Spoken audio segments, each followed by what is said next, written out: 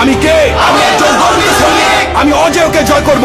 আমার কাছে পরাজয়ের কোনো স্থান নাই। সবাই যেখানে থমকে দাঁড়ায় আমি সেখান থেকে শুরু করি। আমি সব সময় আমার দেশ, পিতামাতা, আমার সহযোদ্ধা এবং প্রশিক্ষকদের কথা মনে করে আমার দুর্বলতাকে সাহসে পরিণত করব। কঠোর পরিশ্রমে আমি মানসিকভাবে সুদৃঢ়, শারীরিকভাবে দুর্বল। আমি কে? আমি একজন গর্বিত সৈনিক। কেউ আমার অস্তিত্বকে খাটো করে দেখতে পারবে না। কেউ আমার সক্ষমতাকে কোনো সীমা দিয়ে আবদ্ধ করতে পারবে না। আমার দৃঢ় আত্মবিশ্বাসী আমাকে এগিয়ে নিয়ে যাবে অসম্ভবকে সম্ভব করার পথে। পরাজয় বা পিছু হটা এসব শব্দ আমার অভিধানে নেই। ব্যর্থতা, ভুল করার সংজ্ঞা আমি জানি না।